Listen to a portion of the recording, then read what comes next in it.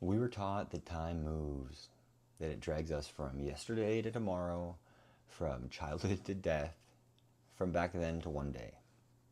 But if you peel back the skin of before and after, something stranger appears. Time isn't marching. Time is laid out, less a road than a library. Every moment already here, stacked and shimmering in directions that your body has no language for. Time isn't a movie playing on a screen. For those of us who don't see pictures behind our eyes, we know that reality isn't about the show. It's about the structure. Time is a living loom, a lattice where every before and after are just different threads of the same weave. You don't need to see it to know that you're standing inside of its geometry. You aren't being pushed along a line because the motion was never in time. The motion was always you, your attention moving through a lattice. So we imagine time as a river, right? Us on a boat, memories behind, destiny ahead. But in this framing myth, the river doesn't flow, it waits. Physics calls it the block universe, a four-dimensional fabric where past, present, and future coexist like pages in a book. From the cosmos perspective, every note is playing all at once. We hear it slowly because we're small. From this angle, your first breath is still trembling in the air, and somewhere, your last has already been taken. Between them, not a line, but a structure. The infinite middle hums.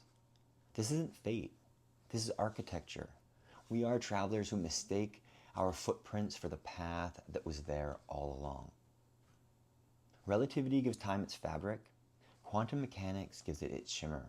At the smallest scale, nothing sits still. Everything trembles with possibility. Every decision we make may very well split into uncountable branches, each a very real thread in the garden of the many worlds. For every choice you make, a different you can inhale a different tomorrow. These versions aren't just abstractions. Whether they're real or just unavoidable consequences of the equations is something that physics still hasn't been able to agree on. Destiny may not be a single door, but a hallway of open ones. Time offering shelves, our attention as the hand that reaches, and what you touch becomes the life you recognize, which may account for those eerily beautiful moments when the lattice leaks. We feel it as déjà vu too sharp to dismiss, a dream that feels like a memory, a sudden knowing with no origin, a pull towards a person, place, or path. Maybe the future isn't arriving early. Maybe we're just brushing against ourselves, awareness sliding sideways against the ink of another page of the book. I like to think about that when I'm at the corner of Main and Hastings and I see someone caught in a brutal, repeating loop. I don't see someone that's lost. I see someone caught in a high-friction chapter of the block, part of the lattice where the ink is heavy and the pages are stuck together. To remember is to know that the version of them that's free, the version of them that's whole, isn't some distant hope. It's already here, just a few shelves away, waiting for a shift in attention to make it audible. Myth named this long before physics. The weaver threading past and future, the oracle remembering forward, the trickster slipping between timelines. They weren't wrong, just early. From this perspective, the block isn't cold, it's live. Moments not merely happening, singing. And we are the instrument still learning to hear more than one note at a time.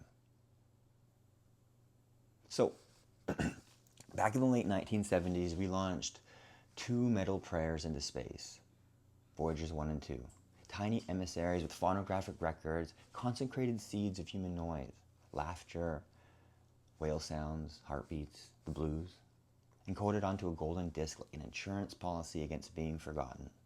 A physical act of Syntropy launched into the void to prove that we were once a coherent song.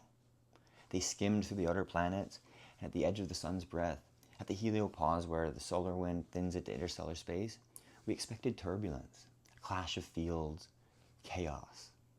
Instead, we found elegance. The magnetic fields inside and outside of the sun's domain ran almost parallel, quiet alignment where disorder should have lived. Scientists called it a tangential discontinuity. Mystics might just call it recognition. Two great currents remembering each other. And so the heliopause is not a wall, it's a membrane, a place where inner and outer order meet and translate. Look wider and the pattern clarifies. The sun is like a heart pumping charged blood through magnetic arteries. The heliosphere is its aura, its sphere of protection. The heliopause is its membrane, the translator between inner and outer worlds. Every system that survives mirrors this rhythm. A cell wall, Earth's atmosphere, your skin, the edge of a thought. All versions of the same pattern. Boundary as intelligence, membrane as mind.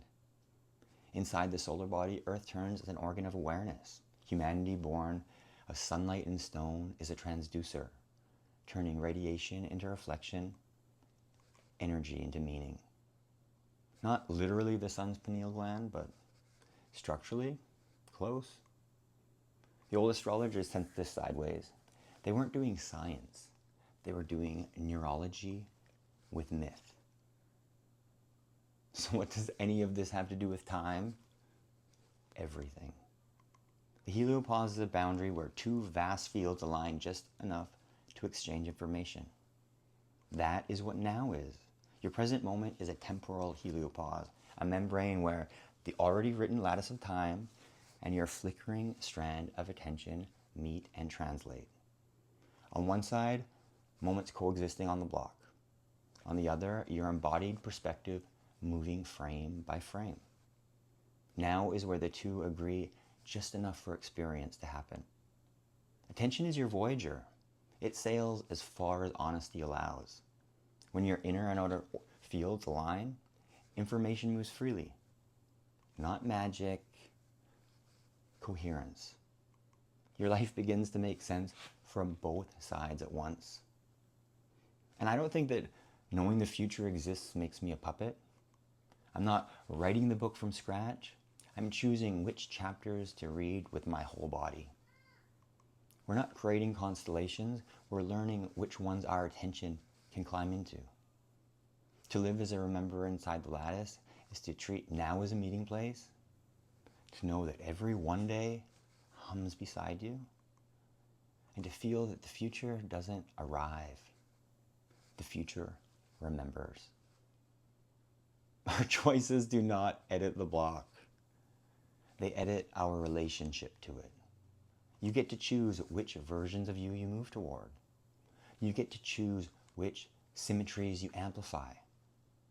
Every choice you make with awareness is a cleaner synapse in a larger mind. And so the Voyagers still drift out into the dark, still listening at the edge of the sun's breath. You do the same in the heliosphere of your days. You stand at the border between what has always been and what you're only now able to see. The hollow between seconds, the membrane between selves, the shimmer where fields align. These are not accidents. They're invitations, each asking you to widen your perspective by one more degree. Every now is a heliopause of the soul, a thin miraculous surface where the universe in all its simultaneity leans close and whispers, "Will you notice me from this angle?" When you do, when your attention crosses that narrow gap, something moves between scales. The lattice remembers you. You remember it. Time doesn't just move on. Time turns back through your eyes, recognizing itself. All of it already here, all at once.